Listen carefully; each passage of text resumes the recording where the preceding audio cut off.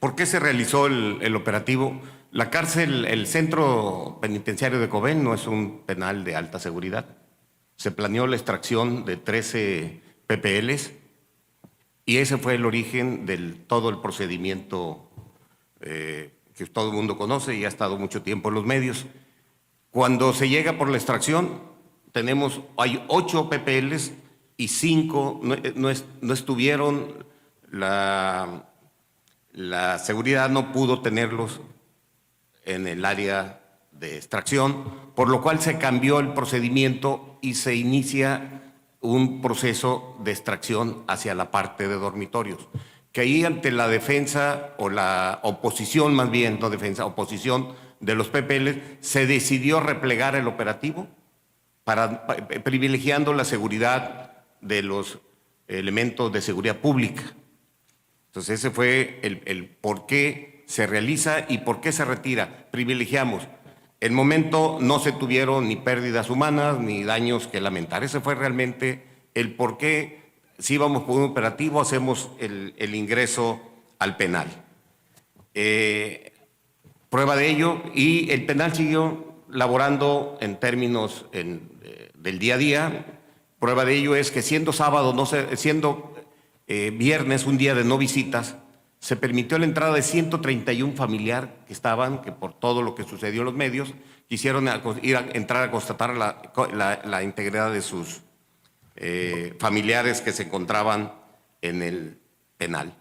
También, aclaro, la Ley Nacional de Ejecución Penal faculta más bien a la autoridad penitenciaria cambiar los protocolos de actuación si así lo requiere el momento. O sea, no fue al arbitrio de la seguridad penal.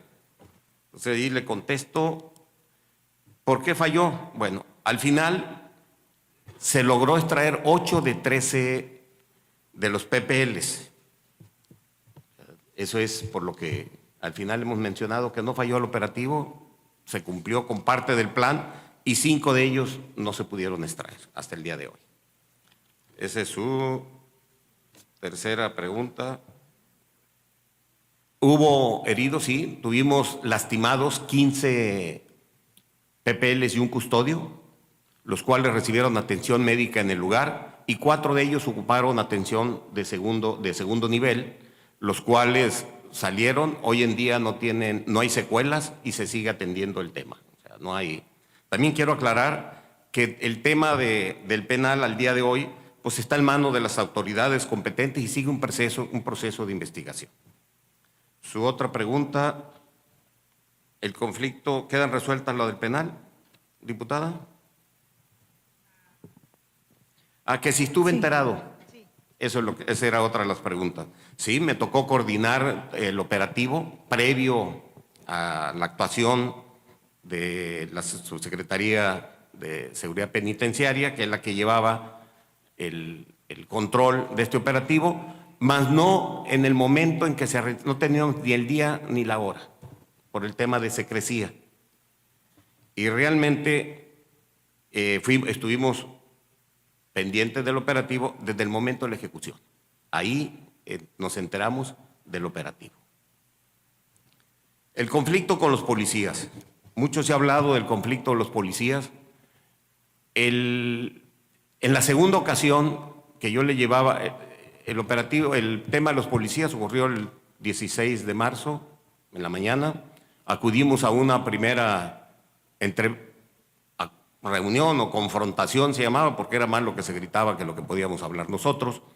Y me comprometí a regresar con una propuesta. Ya la propuesta que yo llevaba, creo que fue a las 4 de la tarde, ya no fue aceptada y ya nos tenían un pliego petitorio, el cual yo quedé regresar. Era extenso el pliego petitorio, eran 22 preguntas, no regresé en la noche, pero esa misma noche se regresa y se les hace una invitación a participar en la máxima tribuna para poder aclarar los temas de seguridad en el Estado, que era la Mesa de la Paz, y iba a haber una reunión extraordinaria el domingo para atenderlos a ellos, lo cuales no aceptaron.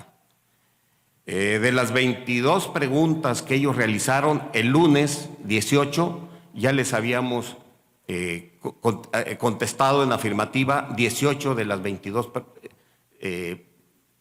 necesidades que ellos planteaban en ese pliego petitorio. A partir de ahí iniciamos un proceso que lo teníamos realmente, que eran de la parte de las medidas cautelares de la Comisión Estatal de los Derechos Humanos, la petición a una mesa de negociación. Se hicieron formalmente por escrito 9 solicitudes o 9 invitaciones a negociar.